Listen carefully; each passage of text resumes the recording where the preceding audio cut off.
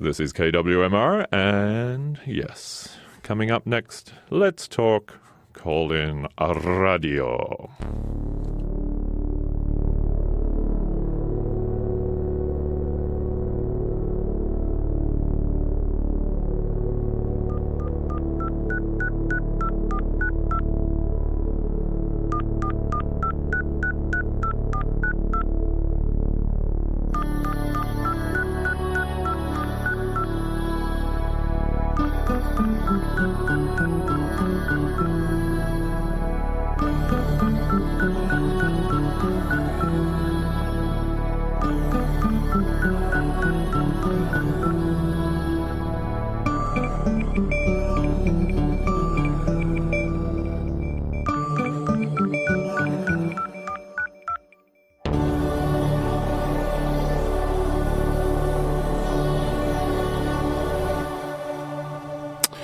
This is Let's Talk Radical Radio, getting to the root causes of the important issues of the day. This, on the Air Community Forum, believes your voice matters and welcomes all thoughts, views without judgment. Please join today's conversation by calling 415-663-8492 or tweet us at Let's Talk on KWMR. So we can read out your tweets if you don't want to call in 663-8492. And I think yes, I have the tweet box right in front of me. So stop it, Charles. You'll find that I'm Paul Raphael, and I'm joined today by Charles Schultz for Let's Talk Radio. We are two imposters. So yes, this is Let's Talk, and today there's just the two of us in the studio. Nobody else has the nerve. Turn up. It's Charles Schultz and Paul Raphael. And we're going to be talking about how you feel. We want to know how our listeners feel. It's not about us. It's about you, our listeners. And we want you to let us know how you're feeling about what we call the ship of state, where you think it's heading. Is that a reef ahead? Is there? How are you feeling about the current state of the nation? Let's put it that way. And you can call 415-663-8492. And when you call in, you'll hear this funny little noise as I put you into the system. Just hang on until you hear me say you are on the air. And then you can give us any name you like, but turn down your radio and please watch your language. You might be excited about what's happening in Washington and across the country, but please keep it clean. Indeed. Well, and I think a lot of people, just looking at the Point Reyes Light, a lot of letters there dealing with sort of national issues and topics that are important to people locally. But Ship of State, the Mary Celeste, of course, is remember your Jericho, the wreck of the Medusa. Anyway, so tell me, what do you mean when you say Ship of State? What are you thinking about? Well, the Ship of State, it's the metaphor of the nation as a ship being helmed by, in Plato's Republic, they could only be helmed properly by Philosopher Kings. And to a certain extent, I think we are being helmed by Philosopher Kings. It may just be a different philosophy from what West Marin might be used to. But anyway, we'd like to hear how you feel about what's going on. We're just sort of checking in after the first, 120 days, something? Oh, dear, who 15 knows? days, who knows what it is. Just to see how everyone's getting along, how everyone's feeling. Have we all given up yet? Are we doing anything to resist or to help or to make sure that the ship stays on course to a bright and better future in some faraway port? Or I have to say, we headed for stormy seas? Yeah, I have to say, the Roaring Forties. It could be a reference to a particular part of the globe. I remember those. Yes, indeed. Yes, on the last grain race, you told me that story. I think one of the things, not to blow up the conversation immediately, is that how little control there appears to be over these huge institutions. I'll give you an example. I don't know if it's still true, but it was true 15 years ago. The Department of Agriculture would simultaneously pay farmers not to grow tobacco, with the thought being, okay, we need to have less smoking and less tobacco, very healthy, etc., and subsidize the production of tobacco at the same time. And so it's one of these. Well, if this is a ship, then it's the Mary Celeste. Nobody's there, or it often does things that are quite contradictory. The ship of fools springs. Well, another Platonic reference. Put them all on a ship and push them out. That's what it is. Everyone's got their hands on the wheel, and nobody knows where it's all going. You realize that's why we live here. We were forced to. An Irish friend of mine once says, "Charlie, you didn't choose to live in West Marin. They wouldn't let you live anywhere else." So we've all been put out here in the country. And of course, it's getting iffy here too. But 663-8492. 663-8492. Please call. Please call in. Let us know how you're feeling. How are you handling the current situation in Washington? Nationally? Yeah. In Washington, your heads of state. What brought this about? I actually didn't come up with this topic until yesterday. That's fine.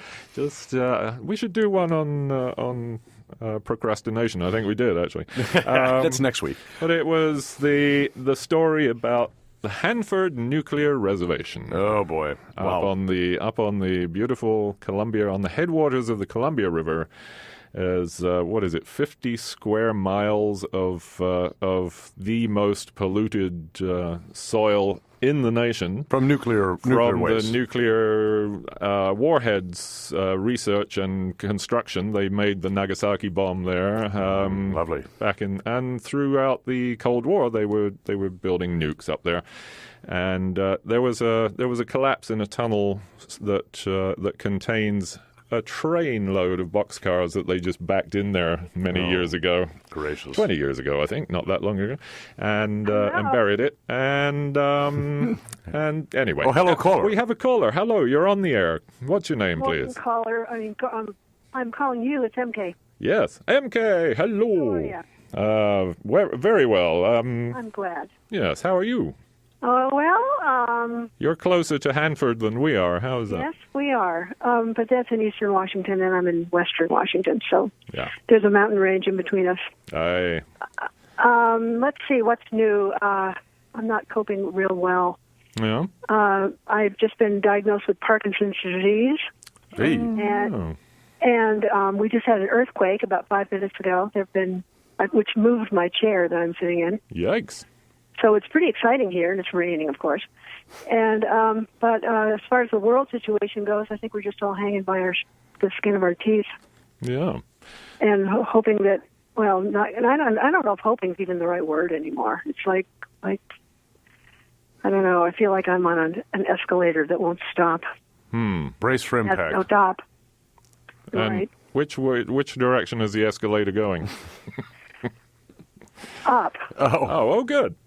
Up and away. So that when global warming at least be handled. Have you noticed any change there in Washington since Trump was elected? I hear a lot of people say that racial abuse on the street, people using racial epithets to refer to minorities is on the rise. Ball players and stuff. Have you noticed any changes? Western Washington is very, very left. Thinking was very pro-Obama and Clinton, and there have been a lot of marches that are very well attended, and you mean of the business of people being given permission to act badly, kind of by the Trump administration? I just whatever you've seen, if there's been a change in. Oh well, yeah, I think the attitudes are more marked. Yeah. That it's more blatant. Have you gone to any of these marches? No, I haven't been feeling terribly like marching. Oh no, fair point. So but I know a lot of people that have, and I certainly call my Congress people and do all my letters and postcards and all the rest of it. Good. Well, that's a very important point. You'd be surprised when I've talked to congressional staffers before how few calls they get, how few letters they get, how little people actually reach out to them. Now, obviously, lobbyists and these different nonprofit groups and things like that, they do a lot of sending letters and emails and making phone calls. But individuals, this was Senator Carl Levin, not a senator any longer from the state of Michigan. I was talking to one of his staffers saying how few calls they get, how few letters they get, from individuals. Well, I think a lot of people say they do it and don't do it. Right. They can say it. I mean, that's part of the hipsterism of Seattle. Interesting. Well, and I'd also say, they get so many mass emails and form emails that an actual letter or an actual phone call has much more impact. Has more impact. Yes. And this was before the pre-Trump era when you were... This is from maybe, at least, like 15 years ago when I was talking to this guy. My guess is that there's more happening now. I mean, I think there is more happening now. Judging by what people are saying on Facebook, anyway. Yeah. MK, is there something you'd like to change? What would you do differently if you were in charge? Oh, wow. Or what would you like to see an elected representative I'd like to see some sort of electrical test for truth. Oh, gracious. Like what is it? You put an electrode in somebody's head, and you can tell it's kind of like a lie detector test, only better, only more. And you can just tell instantly what a big liar they are. Be the lie zapper. Yeah, and then you get a real, like a taser thing. Zap.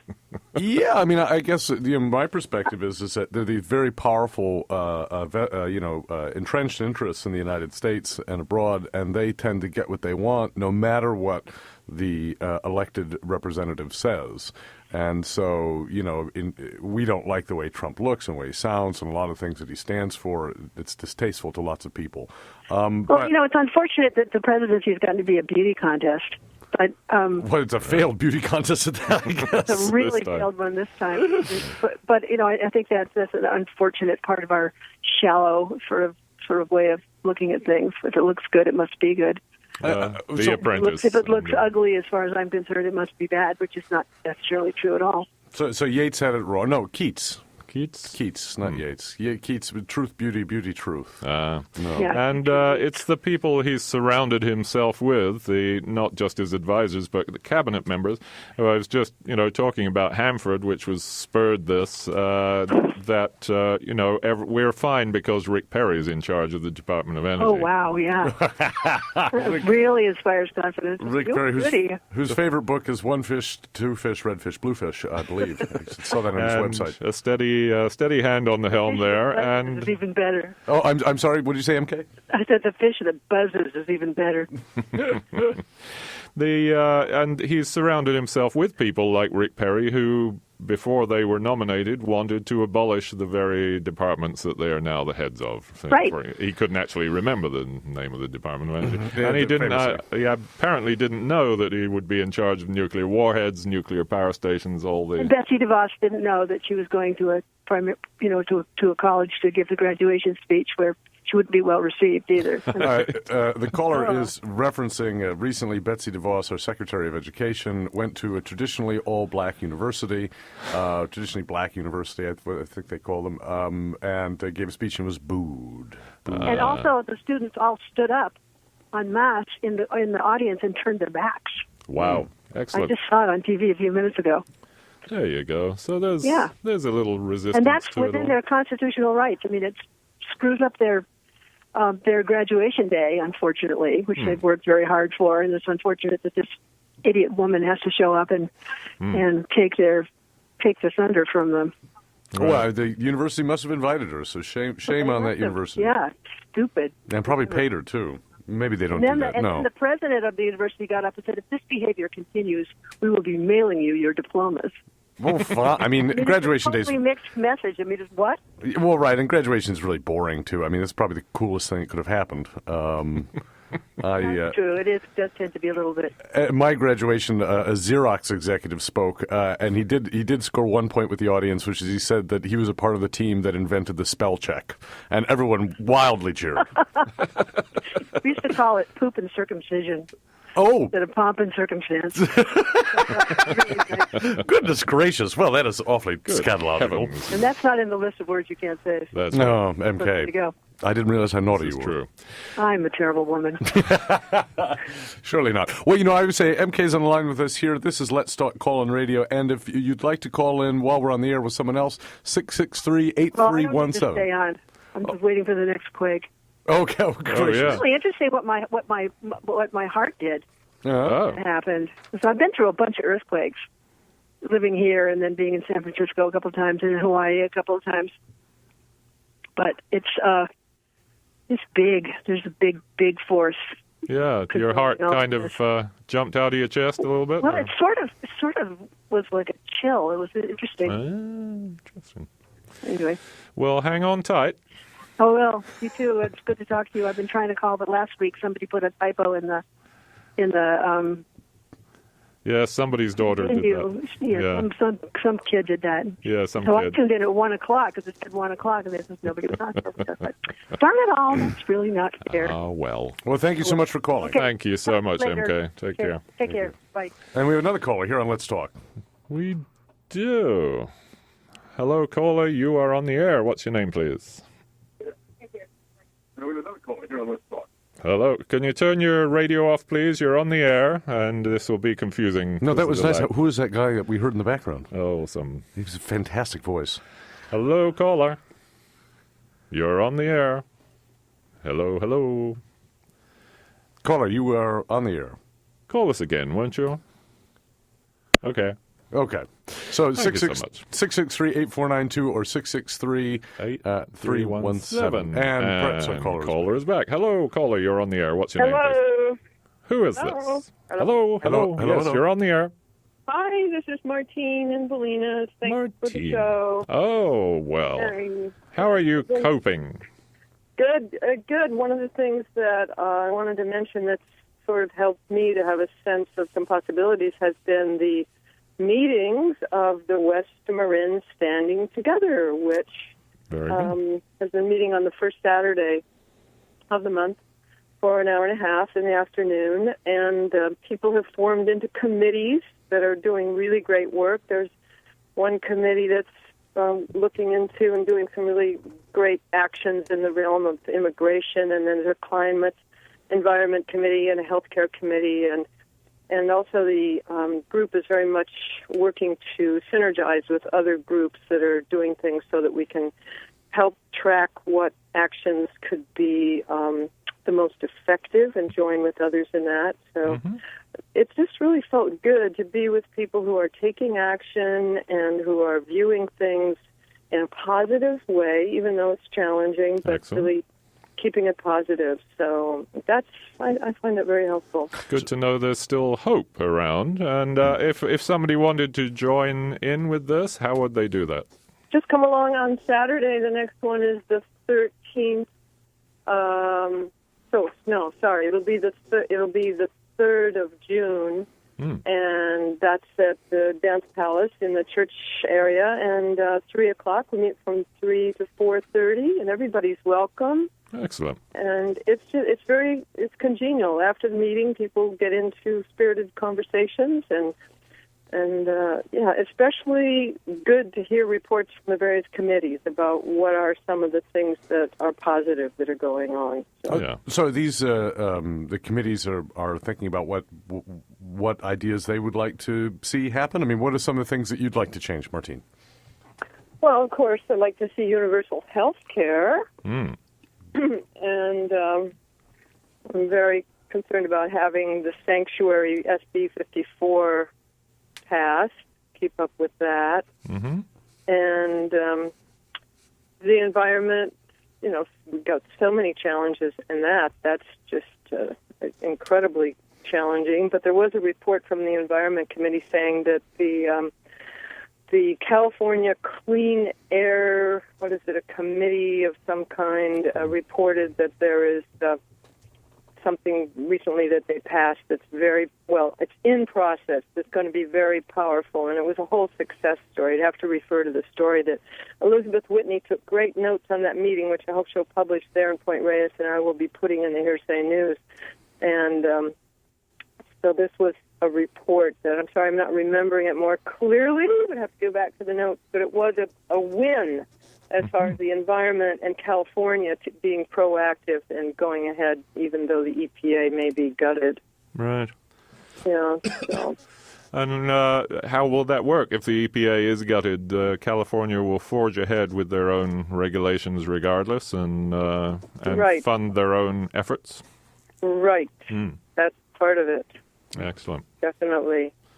And what else? In the realm of midterm elections, the committee reported that there are 24 seats that could be flipped, and they're looking into what would be the best way, who to support, how to support, to make a maximum effort in that regard. So each committee is going out and finding things, what can we do, and what's happening, and it's just a great forum. Have you invited Norman Solomon to participate anyway? I know he does a lot of grassroots. He did. He addressed us, I think it was the second or third meeting. Oh, fantastic. Very lively address, and all of this has been documented in the notes, which if you come to the group, you can find out how to get access to the web page. It's called Same Page, and these things are going to be documented in there where you'll be able to read about what the committees are doing and things like what Norman had to say. I think his whole talk is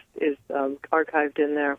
Can you give us the web address so people can find that if they're listening? Or I'm sorry, I don't. I mean, I just know that it's a Same Page, and it may be found under West Marin Standing Together. But if you come along to the meeting, or if somebody's really interested, they could call me, and I'd put them in touch with people who know. Excellent. Yeah, we're just looking it up right now. I have it in my email somewhere. Well, the notice is at the Dance Palace's website, so you can find the information June 3rd at 3 p.m. Is the next meeting, and then there's a Facebook page, and I'm not sure if there's a standalone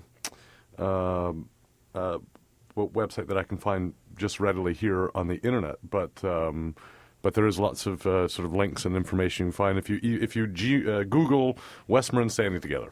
There you go. Right, and we're linked up with Indivisible. We have someone who goes to the Indivisible Marin meetings, and if you haven't heard about that, that is another really hopeful sign of what's going on all over the country. So we have a representative that comes in and tells us about what's going on there. And where are those meetings at? The Indivisible, I would say go to the Indivisible Facebook page, West Marin Soapbox, and they are also bringing out an app that will track current actions that you can take on calls to your representatives, and the app will include names and numbers and various call scripts. It's called Amplify, and you can get the code for this on their Facebook page. Well, they're having a community forum on the 13th. Now, what is that? That is on Saturday at 2 p.m., Indivisible Marin Community Forum, Saturday, May 13th, 2017, at 2 p.m., keynote speaker David Talbot, who I can't say that I know, but and I'm not sure where that event is going to be held. Where is that? But a community forum for Indivisible Marin. Oh, no, it does have a place here. Where would that be? Oh, I don't know the other side of this county well enough to know what I'm looking at. And again, it feels really good to be part of a network that's being proactive and staying positive. Also, there's going to be a nonviolent action training coming up, which will help people to really have the skills to participate in trainings and remain nonviolent. And that's being organized now, 15 people. And it's going to be led by people who are actually part of the International Nonviolent Peace Force. So they've been providing protective presence in vulnerable areas worldwide. So it's a really great opportunity to get this training. And Vicki, I don't know her last name, but her email is VICKIML1008 at register for that. Okay. Where is that going to be held? It's not decided yet because they need to get the 15 people together first. Can you read out, this is for nonviolent training, could you read out the email address again for Vicki? DICKIML1008 at Gmail. And if you come along to the meeting, I think she'll be there on June 3rd. You can talk to her directly to find out more. Excellent. Well, it's all good stuff, and it's all it makes you feel being part of something that's actually proactive, and just the act of everyone sitting around and talking about things and discussing actions is a wonderful way to occupy one's time and to make oneself feel like there's still some hope, right? Well, beyond just talking, Yeah. there's a lot of information that we need to exchange Right. and synthesize, and so that happens. But beyond talking, also taking action. So, Yeah. last meeting we took cards. There's going to be some action that we're taking at each meeting, and the committees are out there finding out what actions to suggest. So it's very much about taking. We were talking to Martine Bolinas about the activities of Westmoreland Standing Together, who's going to have a meeting June 3rd at 3 p.m. at the Dance Palace, if you want to. This will be, I think, the 4th or maybe the 5th meeting. So it's a group that is gathering momentum. That's great. Fantastic. Good work. Thank you, Martine. We appreciate the heads up, as they say. All right. Thank you so much, Bye caller. now. You're listening to Let's Talk here on KWMR. The number is 415-663-8492. Yes, give us a call. How are you feeling about the ship of state, where it's heading, who's at the helm of all these different... who's the navigator, Why did you have to bring ships into that? How did the I know first that? mate? How did I know that sailing was going to be involved? For example, Ryan Zinke, Secretary of the Interior, he's actually got some good some good opinions going on. He's against the selling off the public lands to the states because, he's from Montana, so he understands what that would mean. But he did... one of his first things he did was to allow lead bullets and other ammunition in public lands, in wilderness areas. Obama said that was against the law, and he struck that down. But, Interesting. hey, he's a hunter, of course. So, Are they opposed to and uranium? he was 20 years as a Navy SEAL or something, so He's for depleted uranium bullets then, too. Exactly, which can be made from Hanford uranium. Yeah, it all comes caller, you are on the air. What's your name, please? My name is Kreta. Kreta. Kreta. How are you? I'm doing well, thank you. Yes, are you hopeful? Am I hopeful? Yes. I'm hypeful. Oh, so what do you think about what's going on with the nation? I mean, that's kind of the broad topic. There is a good thing that's coming out of this, and that is that people are finally getting off their rear ends and not involved in their complacency anymore, and speaking out and doing something and becoming a group. And if it takes the shall we not mention his name person in office to bring these people out of their dark wombs, so to speak, that's a big hurrah. I mean, it's not fun, but it's people getting up and standing up and doing something finally, instead of letting everyone else and those politicians in Washington do it for them. Oh, no, excellent point. I mean, I think people really went to sleep for the 8 years of Obama, and certainly in a place like Westmoreland, they didn't. Yes. It's like, what are you Everything's fine. Everything's fine. But so it is a great unintended consequence of having I'm not supposed to express opinions, but I mean, having a president that arouses this kind of controversy and interest. Mm-hmm. And I mean, I guess maybe there could be good things, too, that we're not looking at because the media has, become the naysayer of everything Trump. Yeah. But not everything is bad. Didn't we all want James Comey to be fired, after all? I mean, wasn't I'm that... sorry? Didn't we all want James Comey to be fired, or Yes. that was a Yes. cross-party line? I think the majority of people did. Yeah. And we want the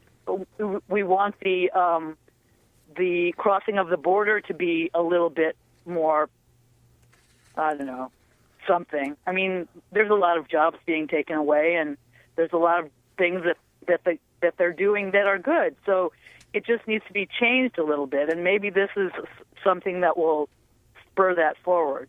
I don't know. I don't like the way it's going, but it's going. Right. It's as acting as an impetus for action and discussion and for change and for people actually taking an active role in the politics of their country, which was sadly lacking. Well, I'm dating myself, but I haven't seen that since the Vietnam era, really, in mass. Yeah. Right. That's an interesting point, yeah. But and good to see. I mean, I think some of the rhetoric is quite unintentionally a little troubling. Like everyone says, act, action, act, act, act. It's an old fascist theme, which says don't think. Think as Umberto Eco did his famous essay on the qualities of eternal fascism, or fascism, as he puts it. And one of them is, don't think, act. We got to do act, act, act. And so it leads to kind of what he calls irrationalism that privileges doing something over contemplation of any kind. Well, and we see that at the highest level in the land. Right? President Trump is doing a lot of acting, yeah. He got angry at Comey and said, "You're fired." A lot of acting for a long time. Yeah. Yeah, so I mean, I'd say to some of the people who are involved in these groups, nope, thinking is important, conversation is important. It really, really is. Well, conversing with one another in an adult way instead of getting hostile and overacting and overreaching and over everything. I mean, when was the last time that these politicians sat down and actually talked with one another instead of yelled? Well, I mean, again, it's all the theater for the news media and things like that too, right? We don't. Exactly. I don't know how these people make their decisions, but I don't think it's a really rational process. But so I think that there's a fellow who said politicians aren't like people; they're like holograms that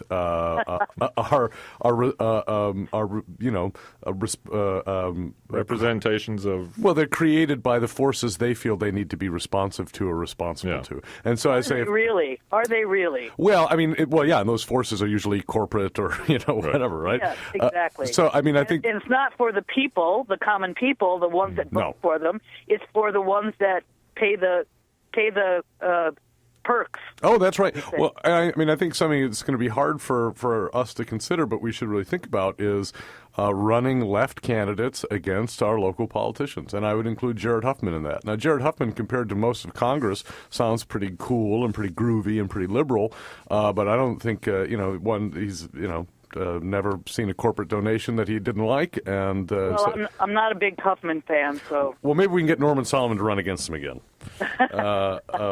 We'll see. But, I mean, that's something we have to think about in terms of how do we get this kind of like left, if we want something from the left, how do we get that to happen locally? Because a lot of this is what's going on in somebody else's state, what's going on in somebody else's district. But well, what about here, Yeah.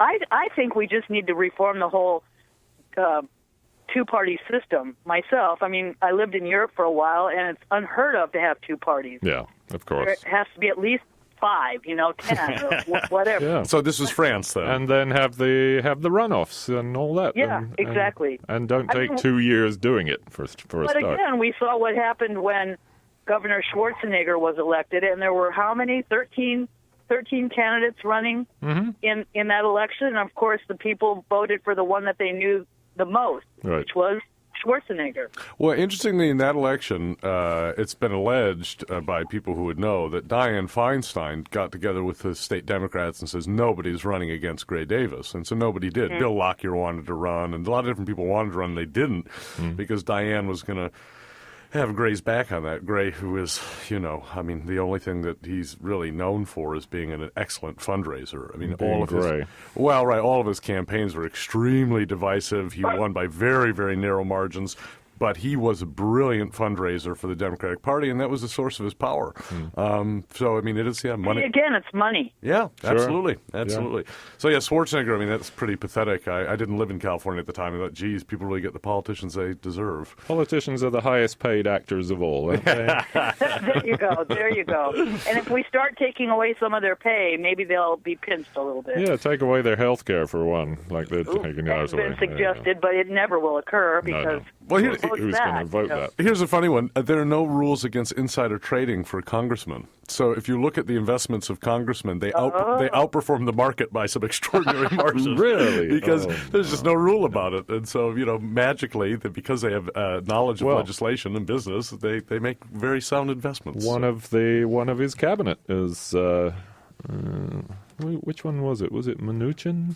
Yeah, he's an investment guy. Or Sonny Perdue. Anyway, he had investments, and it may have been Tillerson.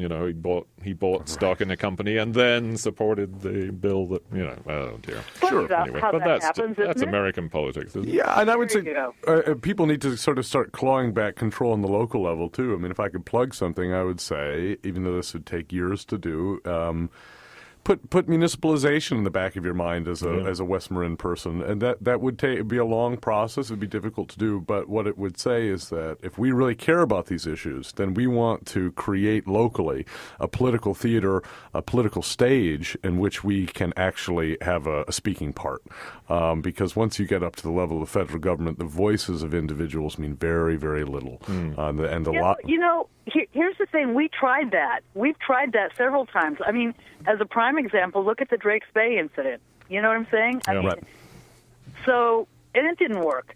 Well, here's we banded together heavily on that one. But there's no local political structure to do it except the soups, right? Well, and of course, I mean, here's the thing: the National Sierra Club and National, Nature Conspiracy or whichever group it was, they activated their network to send emails to Congress people in D.C. And so you make a very good point, caller, which is that it didn't matter how much those who were involved. I wasn't. Those involved for fighting for Drakes Bay Oyster Company. Didn't matter how united the community was in that issue. The federal government was going to supersede, the interest of the local people. And comments from all over the country. I mean, people would know No, they had no idea what was going on. Exactly. They had no idea what was involved here. It was just like soothe a national park. Oh yeah, let's have more of that. Sure, we want to get business out of the national park. Can they handle any more of national park territory? Does it matter that the National Park Service is bankrupt, basically, because they can't control what they have? But anyway, we could go on and on about that. Well, I think it's a really good point. And what it says is when Congress and President Obama or whatever, and even the state senators and the state delegation to D.C., when they looked at the volume of email and correspondence that's coming in from the National Sierra Club and organizations like that, what they're saying is we could make a decision that would be in line with the majority in, say, West Marin, and Ken Salazar can come out and say, yeah, you can still have oysters.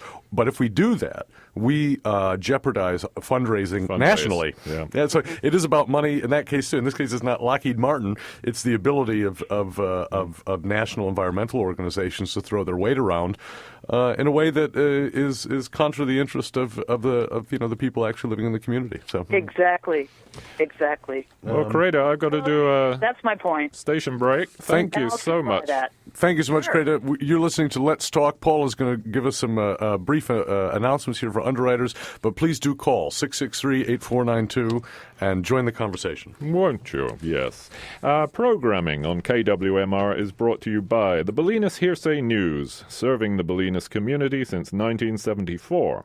Information at 415-868-0138 during office and publishing hours, 9 a.m. to 12 noon on Mondays, Wednesdays, and Fridays. The Bolinas Hearsay News is available at most downtown Bolinas businesses. And are you a golfer? Do any of your friends or family members golf? Let us know. KWMR's popular Daggy Golf Tournament is coming up on Friday, June 16th at the San Geronimo Golf Course, and we're actively seeking golfers for the tournament. We welcome team and individual registration. Have any golf prospects? Please let Amanda know by emailing amanda@kwmr.org. And thanks for your help in making this a successful year. It's always a successful little thing, though. The Rotary Club of West Marin supports KWMR also. West Marin Rotary, a leadership organization supporting community projects locally and worldwide. Meetings are at 8 a.m. on Wednesdays at 11250 Highway 1 in downtown Point Reyes Station, next to the Rotary Peace Garden. Online at westmarinrotary.org. Information about international projects online at rotary.org. So that's online for the local one, westmarinrotary.org, and information about international Rotary projects online at rotary.org. And this is KWMR 90.5 Point Radio Station, 89.9 Bolinas, 92.3 San Geronimo Valley, streaming live on kwmr.org. And we are talking today about, I was just sort of curious about how everyone's feeling, how everyone's coping with the current national state of affairs, the slate of executives and bankers who are now heading all the various departments, some of whom were very opposed to the very departments that they are now heading, such as Rick Perry, who is in charge of the Hanford nuclear waste. That's great. Makes site. Makes more depleted uranium munitions to drop on Syrians and Iraqis. Maybe he'll make a visit up there. Well, I think he should a hands-on visit. Yes, I hope he has to relocate there permanently. Let's talk call-in radio, 663-8492. Please join the conversation, talking about how you're feeling about the state of the nation. And everybody's got something to say about this, I feel. Yes. So you're still hopeful. I mean, we've heard from, the West Marin local organizations. Standing together. So June 3rd at 3 p.m. at the Dance Palace. You can go see that. That's giving people something to do and something to feel that they're involved in trying to hold back the tide, perhaps. I don't know. I'm sure everyone there is everyone there is opposed to the Trump presidency, I'm guessing. I hope not. I mean, there's got to be somebody. Perhaps not. Who knows? Just somebody who's. We need a little diversity. We need some Republican influence. We need some conservatives who are just concerned about the nation and may not like the way things are going because. I think there's a certain amount of. I don't know if I buy it, right? Because all these Republicans are saying about how, and you hear it from the center left media, like the NPR kind of PBS media. About even Republicans are against this president. I was like, you really want to get in bed with those guys? Do you really think that the reason they're against Trump are good reasons, or is it because he represents a break from the Republican establishment that ruled the party, and they don't like that? So I hear all this talk about Lindsey Graham, the Maverick. There was a woman on KQED. I think she's the short-haired woman that's on the PBS NewsHour, discusses politics occasionally. Just by this tone of her voice, I'm not sure who she is, but she was saying, "Oh, they got mavericks in that party, like Lindsey Graham." Lindsey Graham is a nightmare of a politician, and John McCain. I mean, you say John McCain, had this. Was in a prisoner of war camp and blah, blah, blah, blah. Why was he flying above Vietnam? There's an interesting question. But he's another one of these guys that's a maverick that's against Trump. I don't know if I trust. I don't know if the reasons that they oppose the president are really reasons that you would want to be in line with those fellows. Right. It may not be. It may not be about how it affects the people as such. Yeah, the funny thing, and also it's all so confusing. So if you're at home and you think, my God, national politics is just terribly confusing, you're right. There's nothing wrong with you. Do not adjust your set. And there's a real question of is anybody in charge of this process? I mean, what's actually happening here? It's so big that it loses coherence, right? All of these bureaucracies, and then the idea that, less than 600 people are going to represent a nation of over 300 million, and blah, blah, blah, blah, blah. They're there was a built-in incoherence to the way that this functions. So if you find it confusing and distressing, you are not alone. But please call. But then, that would mean smaller government's a good thing, which is the old standard Republican conservative line, is that they want to downgrade most of the regulations involved. These departments are too powerful. They're troublesome. There's too much regulation, too much red tape to do anything. Right. I mean, these are the people that already have the power, and so you say you take away the rule of law, then they'll have even more power, and so it's very appealing for them. I mean, that's when Americans use the word libertarian. They don't use it in a sense that Europeans understand it. We use it in a unique sense, and what it really means is your rich uncle who'd like to sleep with prostitutes and not feel guilty about it, not be committing a crime. And it's all these rich guys that just want to have no rules because they're already rich, and then if there are no rules, then they have even more power over other people. Make more money and abuse people more readily. The Health Care Act that was just passed by the House, and when questioned about it, they say, "Oh well, don't worry about it. The Senate's going to make it better." Well, why didn't you just make it better in the first? Well, I mean, it's a great time to discuss what we actually want, and that is the really difficult thing, and that is, why a lot of people avoid politics, because it's really difficult and problematic. And I still think even today, even though my generation wouldn't remember it, there is a hangover from the Cold War. There's a hangover from nuclear paranoia, right, in the 1940s and 50s. There's a hangover from the rise of fascism in Europe in the 1930s. There are all of these reasons that people avoid politics, think of them as dangerous, and they are, and really, they like to sort of not have to deal with any of that stuff because, there's this terrifying legacy. I would say, more local government is a good thing. Sure. Not necessarily a good thing in and of itself, because you can have a local government, run by fools and malicious people. On the other hand, you would have the ability then for the person who's making the decision, the people that are making the decisions about what's going to happen, you would have the ability to walk into downtown Point Reyes and yell at the mayor and the city council. And if they don't listen, then you can run against them or run something. Corruption is harder to hide in a small locality. And then you get to participate. I talked to my brother used to work in the United States Senate, and he told me he talked to a Lockheed Martin lobbyist, and he said we've got a man on a body, which means that Lockheed Martin has one lobbyist for every member of Congress, and their job every day of the week is to convince their member of Congress to increase spending on defense. Right, so that Lockheed Martin will benefit from this. Now, there's a situation where big marches and people getting activated on the local level, you're not going to break the lock of, and that is just one corporation. That's one corporation who has in one business.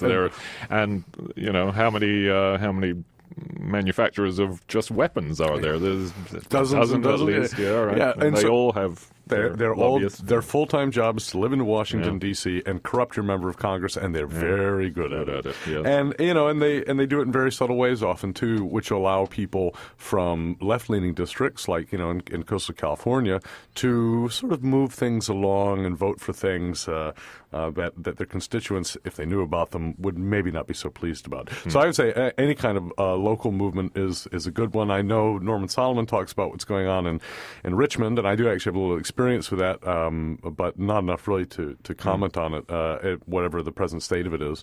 But there, is a situation, a place which is really economically and environmentally degraded in a way that people, certainly in Westmoreland, can't understand or don't understand. Or if they do, they don't want to understand because it's not a fun place in many ways to live.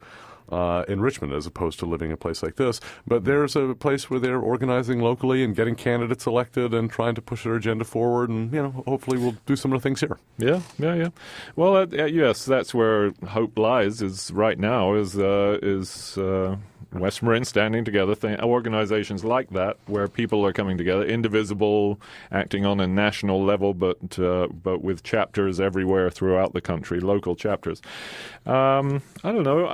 I was, as I said, the impetus for this was that what's his name, Rick Perry, is in charge of the nukes, including the Hanford Waste Site, the most polluted place in the U.S.A., maybe in the world, who knows? I mean, that was a point with MK. MK says, well, I'm on the west side of the state. Well, Columbia flows east to west. Yeah, it does, right through Portland.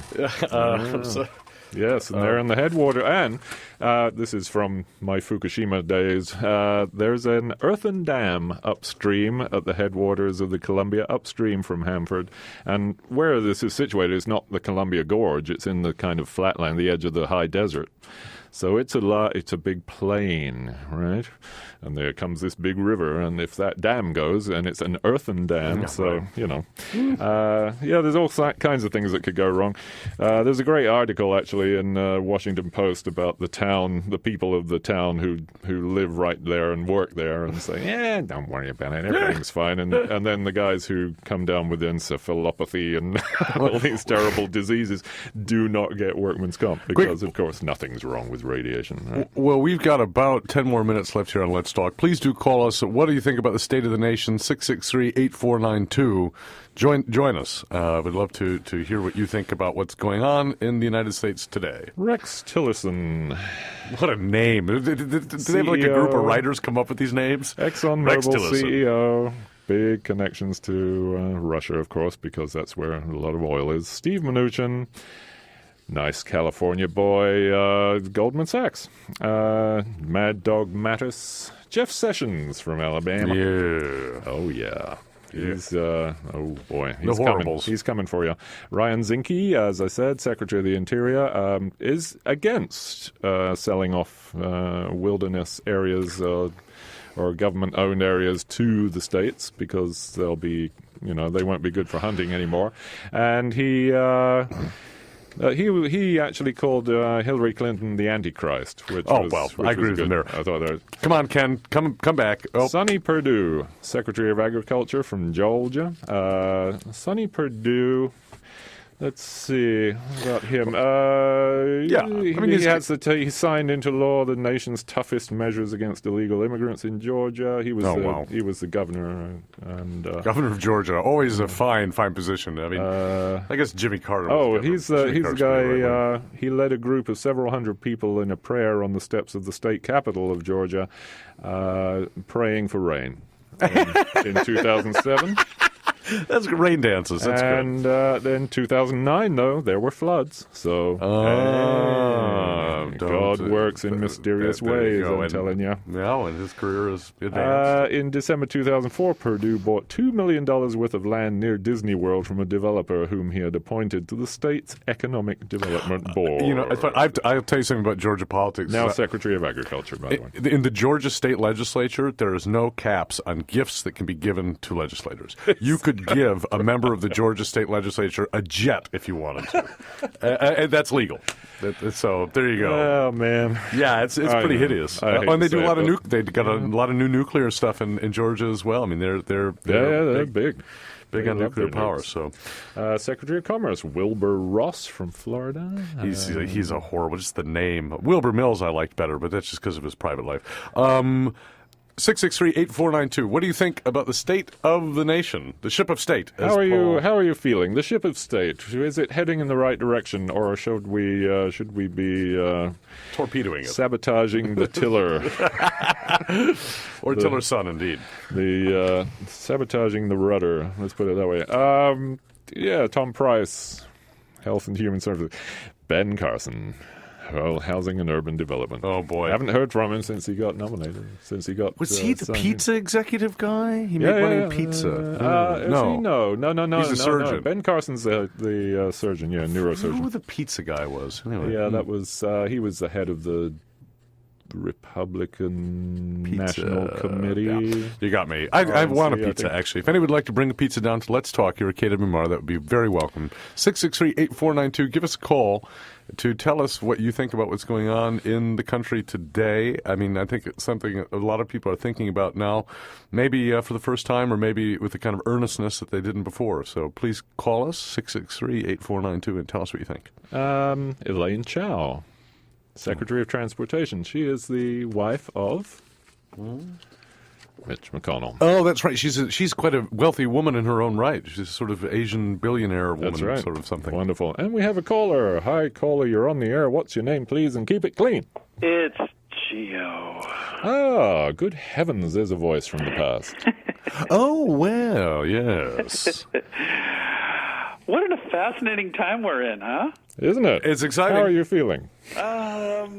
Actually, strangely buoyed.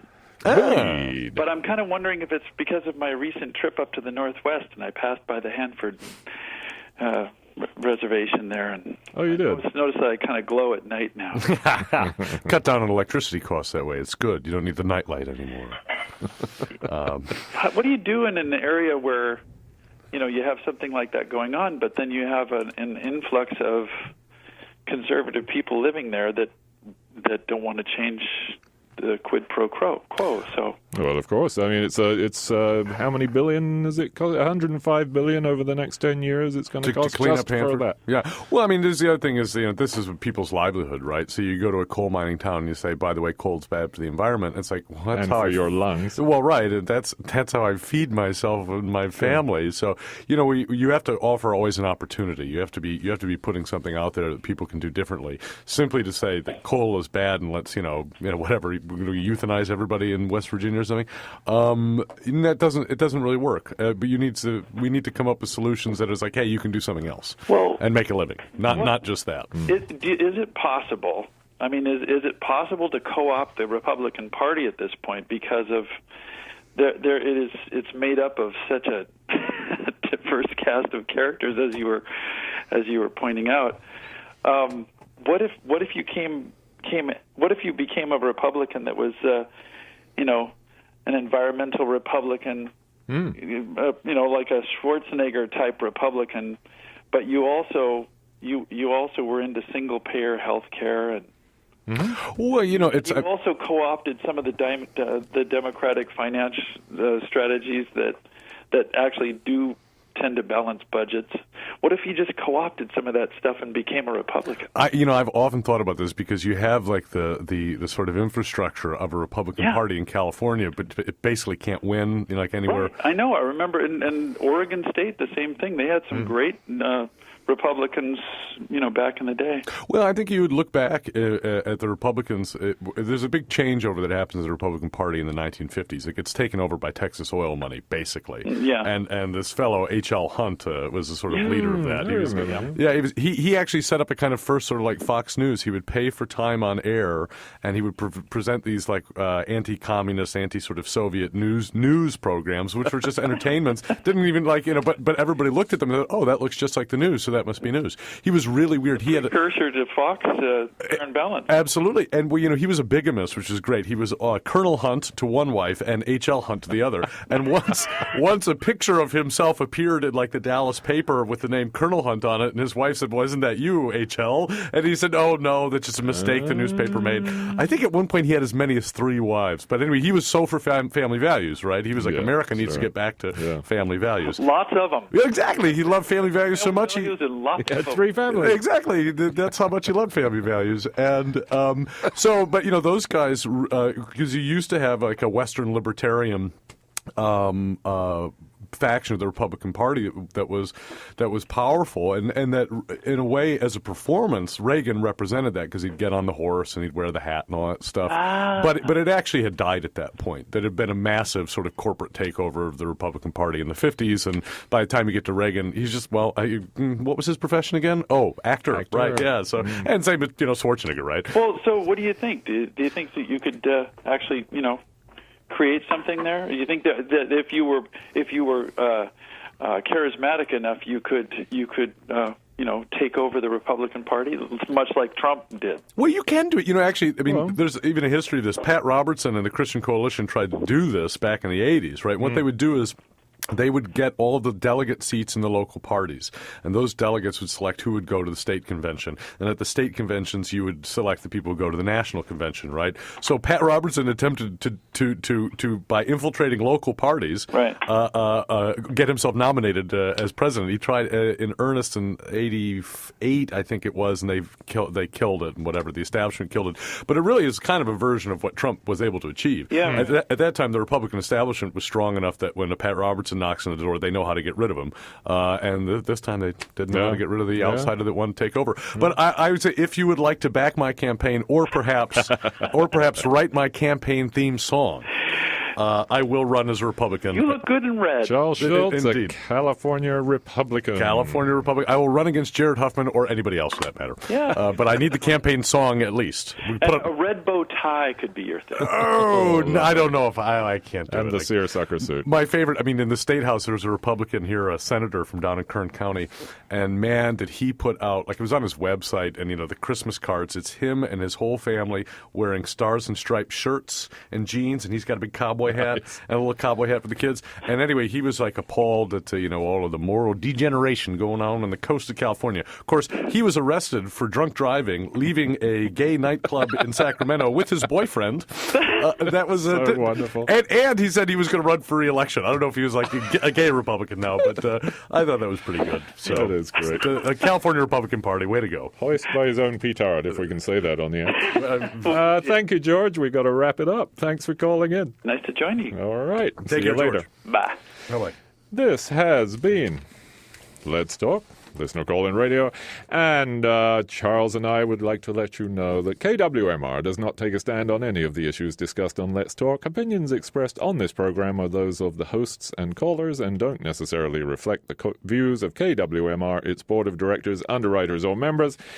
We are on the air every Thursday from 11 to noon. There will be another fascinating topic next week.